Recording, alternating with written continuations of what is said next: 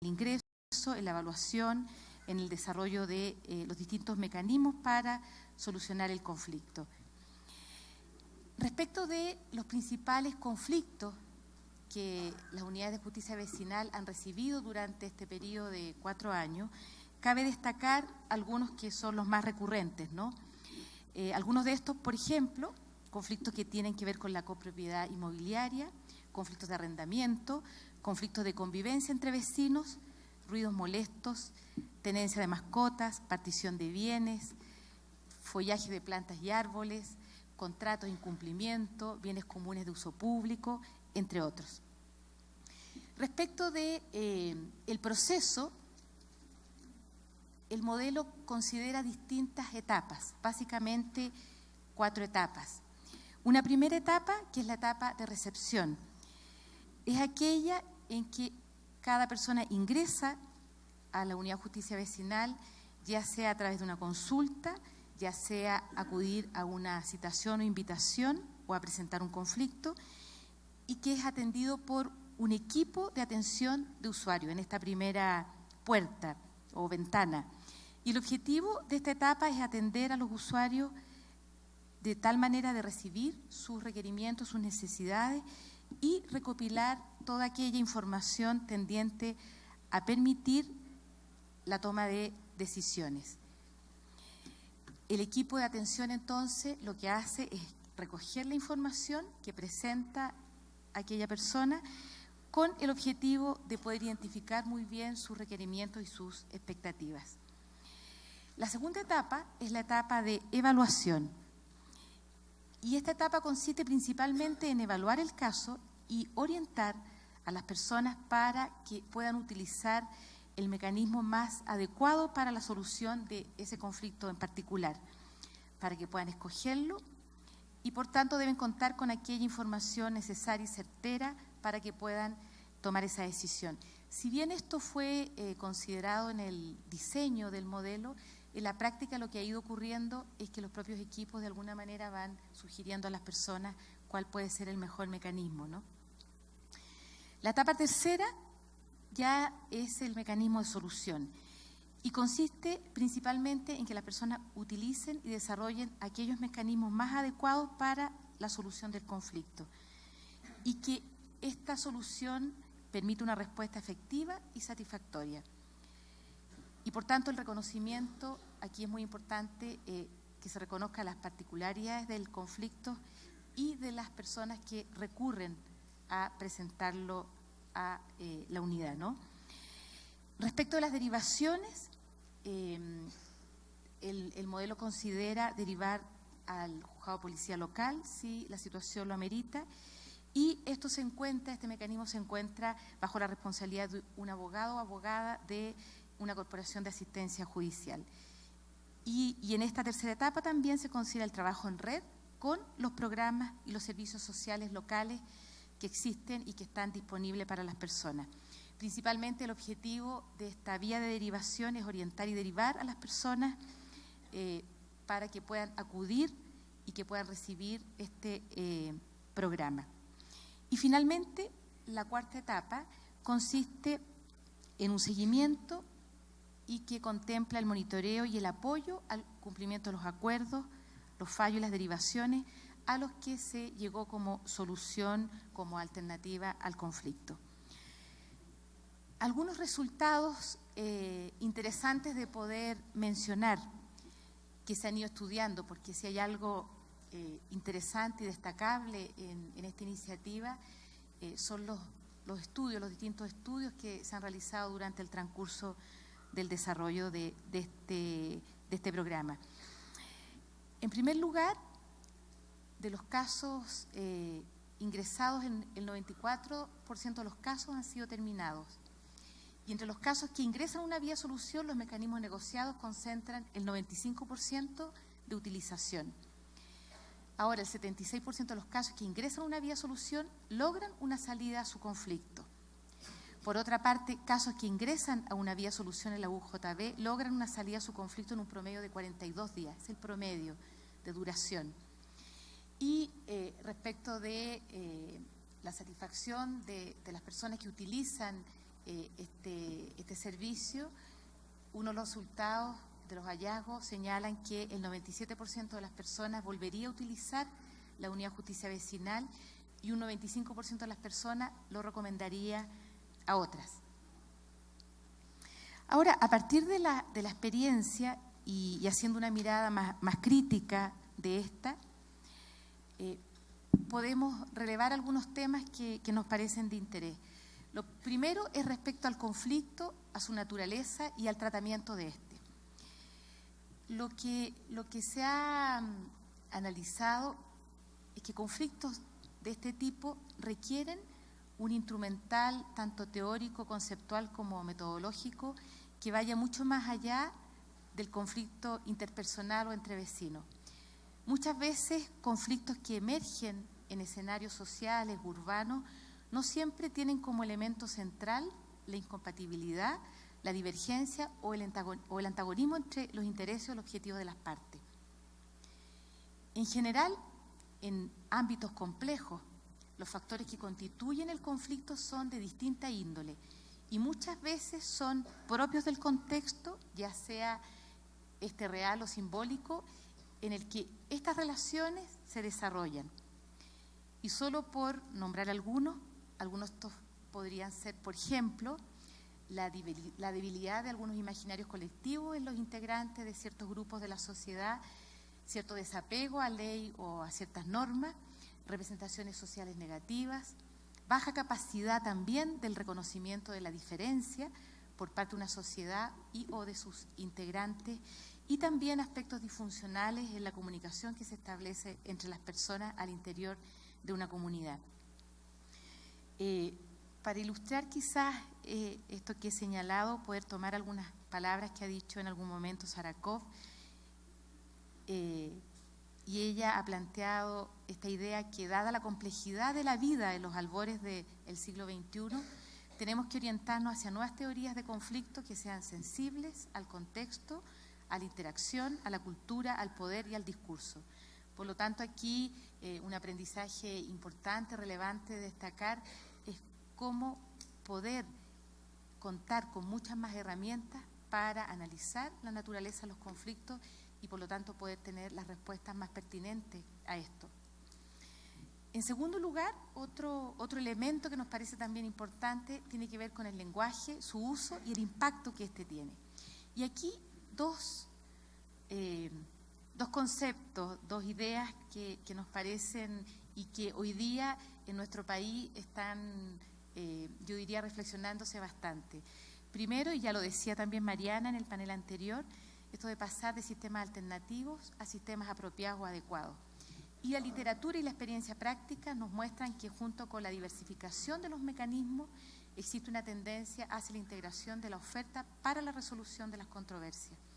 Y por otra parte, esta idea de las pequeñas causas, o como podríamos decir, no necesariamente bien llamadas pequeñas causas, más bien causas o conflictos relevantes para quien las vive, las vivencia, ¿no? Respecto también a otro elemento que tiene que ver con las estrategias de intervención, poder incorporar nuevas modalidades, nuevas estrategias, y aquí básicamente tres ideas, tres propuestas. Incorporar mediación multiparte en conflictos sobre todo complejos, donde están presentes más de dos partes, en que participan distintos actores sociales, que además pueden ser de importante exposición pública y requieren ser conducidos por equipos con cierto grado de expertise. Poder también trabajar más sobre procesos de facilitación y de gestión comunitaria. Otro elemento que nos parece importante considerar a partir de esta experiencia es poder fortalecer y desarrollar mucho mejor estrategias comunicacionales, de tal manera que sean estrategias que promuevan culturas de abordaje colaborativo de los conflictos y que puedan tener una dimensión importante pedagógica y educativa. Y otro elemento, poder enfatizar la dimensión de la prevención, principalmente en generación de sistemas de detección y de alerta temprana, de tal manera que conflictos que hoy día pueden ser latentes no lleguen a ser conflictos que al escalar puedan generar situaciones de crisis y o de violencia. Finalmente, un par de desafíos que nos parecen interesantes y que diría yo que nuestro país está en un momento interesante de mayor desarrollo en esta línea, es poder incluir esta conflictividad vecinal, comunitaria, de cierta exposición pública en muchos casos, y también las mal llamadas pequeñas causas al sistema de justicia. Y resaltar esta idea de la oferta de mecanismos colaborativos y mecanismos adjudicativos que estén mucho más integrados. Ahí hay un desafío. Y por otra parte, garantizar que todos, especialmente grupos más vulnerables de la población, puedan acceder a un sistema que les entregue herramientas y mecanismos para resolver sus conflictos y que esto pueda impactar positivamente en la vida de estas personas y en el tejido social de las propias comunidades. Bueno, muchas gracias y esta ha sido una síntesis, ¿no?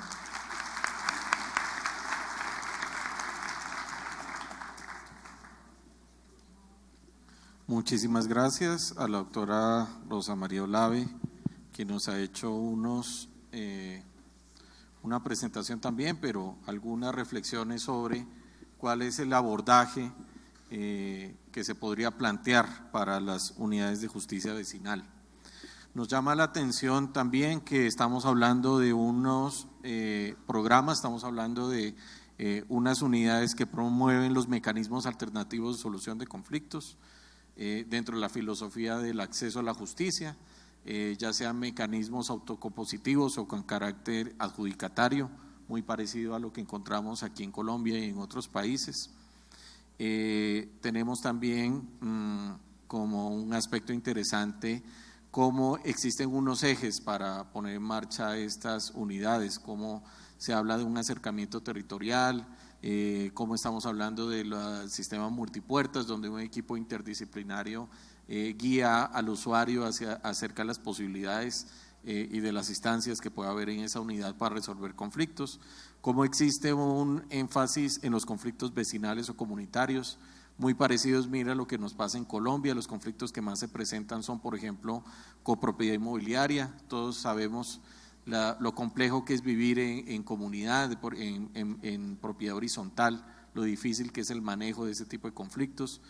No hablar, por ejemplo, del conflicto de arrendamiento, que eso es pan de todos los días, lo sabemos pues quienes hemos estado cerca de la operación de los mecanismos alternativos en nuestro contexto. También de los conflictos de vecinos, de mascotas, etcétera, que son conflictos muy similares a los que vivimos en nuestro contexto. Muy interesante la ruta que se plantea, ese acompañamiento que se hace al usuario y que han generado unos resultados que sería muy importante resaltar, como por ejemplo el 95% de los casos son solucionados a través de las vías de los mecanismos consensuados, de los mecanismos autocompositivos, como el promedio de soluciones de 42 días. Miren que, como ustedes saben, una de las situaciones que el ciudadano siempre reclama frente a la administración de justicia es que sea una justicia oportuna, una justicia rápida, porque no hay nada más, no hay la peor de las injusticias es una justicia demorada, pero 42 días es realmente un gran récord para solucionar este tipo de problemas que son bastante complejos. Y sobre todo como el hecho que el 95% de los usuarios de estas unidades de justicia vecinal recomendaría a otros la utilización de estos mecanismos. También es muy interesante como la doctora Rosa María Olave hace una crítica y presenta unos desafíos. Por ejemplo, en el tema del tratamiento de conflicto, como hay la necesidad de abrir un poco la visión en el tratamiento de estos conflictos, sobre todo entendiendo el conflicto como algo supremamente complejo, algo que es el reflejo también de contextos igualmente complejos, como hay la necesidad de integrar estos mecanismos alternativos un poco más al sistema judicial, cómo puede haber nuevas propuestas para la intervención de los conflictos, cómo se puede hablar de unas estrategias de comunicaciones, unas estrategias pedagógicas y sobre todo unas estrategias para la prevención de estos conflictos. Igual, los desafíos también tienen que ver con desafíos similares que tenemos en Colombia y en otros países, integrar un poco más al sistema de justicia los mecanismos alternativos, ese problema lo tenemos en Colombia, donde la política de mecanismos alternativos ha sido tal vez demasiado autónoma con relación a las demás políticas que se han planteado con respecto al sistema judicial, y como aquí en Colombia y en otros países también queremos proyectar la utilización de estos mecanismos para garantizar sobre todo la cobertura a grupos vulnerables. Vamos entonces a darle el uso de la palabra a Sebastián Lalinde, que viene del Centro de Pensamiento de Justicia también, que es uno de los auspiciadores de este seminario, para que nos haga una disertación sobre el tema de casas de justicia. Entonces, Sebastián, muchísimas gracias. Tienes el uso de la palabra. Bien, yo lo que quiero es presentar los principales resultados de una investigación que llevamos a cabo en De Justicia en el año 2014 y principios de este año, que terminó con la publicación de un libro. El libro se llama Casas de Justicia, una buena idea mal administrada, un libro publicado en septiembre de este año. Pues es importante mencionar que este trabajo investigativo fue realizado por un equipo de justicia compuesto por Mauricio García Villegas, José Rafael Espinosa, Carolina Valladiego, Lina Arroyave y yo. El esquema de exposición va a ser el siguiente. Primero les quiero mostrar un poco la metodología que utilizamos en la investigación. Luego en un segundo punto quiero mostrarles 3 modelos de casas de justicia que encontramos en la literatura y en la práctica, en la investigación práctica que hicimos en Colombia. Luego quiero mostrarles, a partir de algunos hallazgos de la Encuesta Nacional de Necesidades Jurídicas, las potencialidades que tiene una idea como casas de justicia. En cuarto lugar, quiero resaltar unos pocos resultados de esta investigación para concluir con unas recomendaciones de política pública. Frente a lo primero, la metodología. Nosotros lo primero que hicimos fue un examen documental que incluyó no solamente mirar el marco normativo de las casas de justicia en Colombia, sino también la literatura internacional, y ahí básicamente es donde ubicamos los modelos de casas de justicia que les explicaré posteriormente. Y también revisamos la poca literatura nacional que se ha producido frente al tema de casas de justicia y las pocas evaluaciones que hay frente al Programa Nacional de Casas de Justicia. También realizamos unas entrevistas a expertos y a funcionarios del Ministerio de Justicia, y por último visitamos 8 casas de justicia entre abril y mayo de 2014. Nosotros tratamos de recoger de ir a 8 casas de justicia que nos dieran una foto de lo que eran las casas de justicia en Colombia. Puede que los hallazgos que hayamos encontrado allí no sean representativos o generalizables de todas las casas de justicia, no estamos seguros qué tanto se puedan extrapolar estos resultados, pero al menos son sintomáticos de algo que podría estar pasando en el programa nacional y que en efecto le está ocurriendo, que son problemas que tienen estas 8 casas de justicia. Bien, frente a los modelos de casas de justicia, lo primero es que esta idea de casas de justicia fue una idea ideada por un profesor de la Universidad de Harvard llamado Frank Sander, que propuso esta idea en 1976. La premisa de la que él partió él dijo, si los casos federales, los casos que llegan a los jueces federales en Estados Unidos siguen creciendo y aumentando a la misma tasa de la que han venido creciendo en el último decenio, lo que vamos a tener al cabo de 40 años es que vamos a tener 1 millón de casos cada año, y eso implica que vamos a tener que tener 5.000 jueces federales. Entonces, digamos, desde una perspectiva de política pública, él se preguntó, bueno, ¿cómo podemos responder a esto que va a ser un problema? Pues porque la demanda va a seguir y va a seguir creciendo y no vamos a poder, no vamos a tener la misma cantidad de jueces proporcional a la demanda. Entonces, entre las alternativas, él propone una que es explorar más las alternativas de resolver los conflictos fuera de las cortes. Con esto, la idea que él tenía era descongestionar la justicia, digamos, que llega a los jueces, que llega a las cortes. Por eso nosotros en el libro llamamos este modelo el modelo eficientista, lo que busca la eficiencia y la descongestión. De todas maneras, Sander no deja de lado que estos modelos de multipuertas y de resolución de conflictos a través de mecanismos alternativos también puede tener otro beneficio, y es que mucha de la litigiosidad represada, es decir, muchos de los conflictos que hoy no llegan a terceros, que no llegan al conocimiento del Estado, de autoridades administrativas, judiciales, etcétera, muchos de esos conflictos podrían reconducirse por estos nuevos modelos alternativos. Entonces son las dos ideas que él tiene, es congestionar y que los conflictos para los que se renuncia y no se hace nada, que en efecto las personas ventilen sus casos frente a terceros. Entonces él propone, más que un palacio de justicia, un centro de resolución de disputas, y de hecho él es quien le da el nombre a esto de las multi-door courthouses, es decir, los palacios de justicia multipuertas. La idea que él tenía es, la persona que tiene un proceso se dirige a una puerta, a una recepción, y en esa recepción escuchan su caso y lo llevan a la puerta que consideran que es la más apropiada para resolver ese tipo de conflictividad. Entonces Sander, por ejemplo, dice, cuando personas que tienen relaciones de largo término, es decir, que no son, digamos, vecinos, familiares, que son personas que están constantemente en contacto, esos casos se deberían solucionar a través de la mediación y la conciliación. Pero los casos más aislados, de litigiosidad más aislada, que son personas que nunca se ven pero tienen un conflicto, esos se podrían enfocar a través de otros mecanismos, porque estos estos que implican relaciones de largo alcance, de términos largos, deberían reconducirse por mediación y conciliación, porque la mediación y conciliación hace que se reaten los lazos rotos por el conflicto, que las partes en conflicto se reencuentren y dialoguen entre ellas.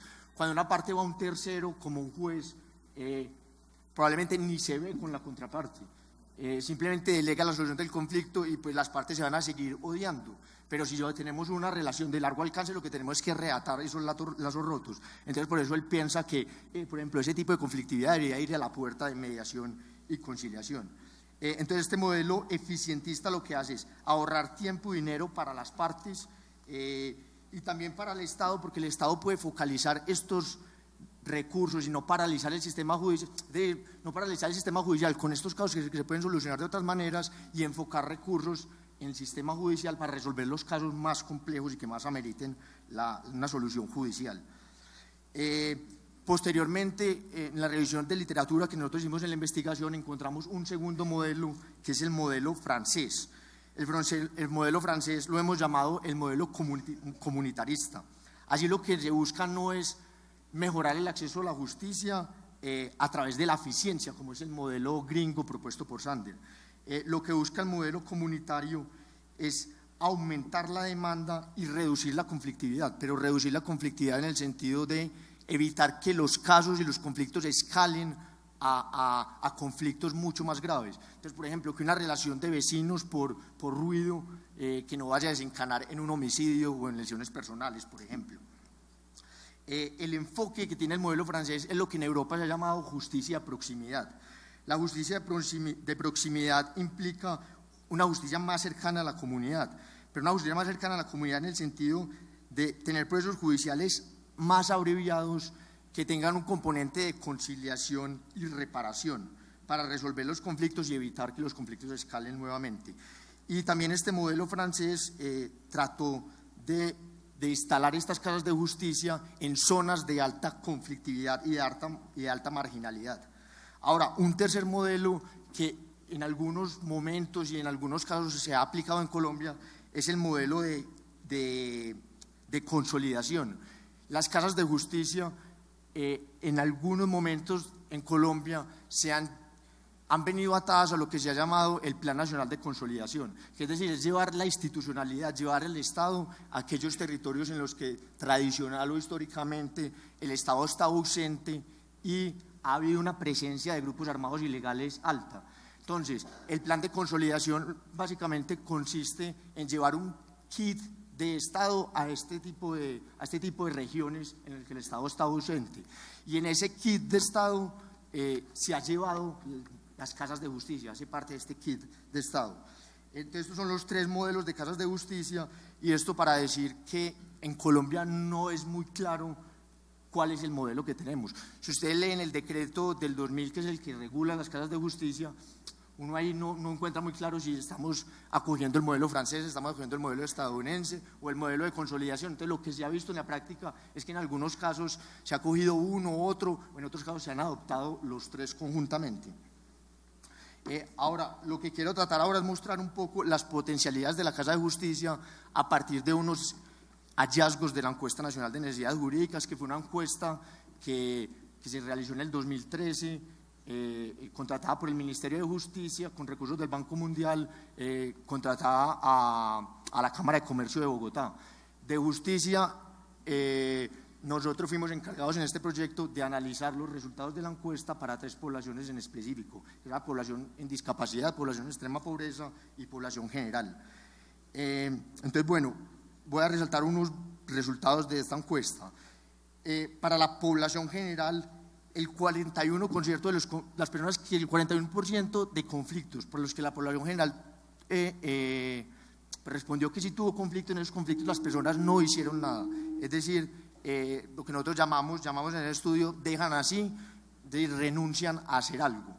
En algunos casos esta renuncia puede ser legítima porque es una relación costo-beneficio y pues sale mejor no hacer nada, pero de todas maneras esto es una litigiosidad represada que es importante atacarla porque si no puede desencadenar en violencias mucho más graves. Entonces, el 41%, de pronto con estos modelos de casas de justicia uno podría atacar eso, y este 41% de casos que hoy en Colombia no se hace nada podrían solucionarse vía casas de justicia. A las personas que no acudieron a un tercero a resolver sus conflictos, la encuesta les preguntó por qué no habían hecho nada. En la población general, el 27% de las personas que tuvieron un conflicto contestaron que no valía la pena hacer algo frente al conflicto. Es decir, en esta relación costo-beneficio.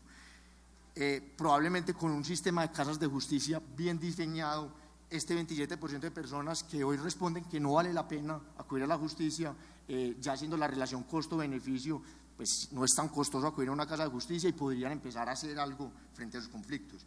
El 20% dijo que toma demasiado tiempo, el 16% que tiene demasiados trámites. Esas son dos problemas que se pueden atacar muy fácilmente con el modelo de casas de justicia.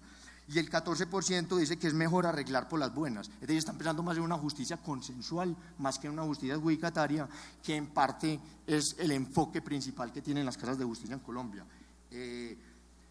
Digamos, enfocarse más en este tema de justicia consensual, en conciliación, en mediación, que en últimas son mecanismos que afianzan mucho más los valores democráticos que la justicia adjudicataria. Claro, cuando un juez impone una decisión, eso no es antidemocrático, está aplicando las reglas que vienen de la democracia participativa, que vienen de las normas que crearon los representantes del pueblo, por eso no es antidemocrático, pero la justicia consensual es mucho más democrática porque hace que las partes se encuentren entre sí, que reaten los lazos rotos, que escuchen argumentos, que propongan argumentos que su contraparte pueda efectivamente comprar y aceptar. Y además lo que muestra la encuesta nacional de necesidades jurídicas es que este tipo de justicia consensual es mucho más efectiva que la justicia adjudicataria. Por ejemplo, en la población pobre nosotros encontramos que las tasas de cumplimiento de los acuerdos directos son mayores que las tasas de cumplimiento de las decisiones judiciales. Yo creo que esto está muy atado a la concepción de democracia que planteaba Rousseau. Rousseau le apostaba más a una democracia directa que a una democracia representativa. Para Rousseau, las personas eran libres cuando obedecían las normas que ellos mismos se habían dado y no las normas que les imponían otros. Por eso él le apuesta a una democracia directa. Y yo creo que en la justicia consensual pasa algo parecido. Las personas estamos más dispuestas a obedecer las normas que nosotros mismos nos hemos dado, la solución al conflicto que nosotros mismos hemos adoptado. Y además estas soluciones parecen ser mucho más, digamos, más salomónicas, porque en la justicia adjudicataria lo que suele ocurrir es que ocurre un juego, lo que en teoría de juego se llama juegos de suma cero, y es que todo lo que gana una parte, otra parte lo pierde. En la justicia consensual las dos partes pueden ganar. Ahora, la encuesta nacional de necesidades jurídicas también les preguntó que si habían, a las personas que acudieron a resolver su conflicto, una autoridad administrativa, se les preguntó que a dónde habían acudido. Y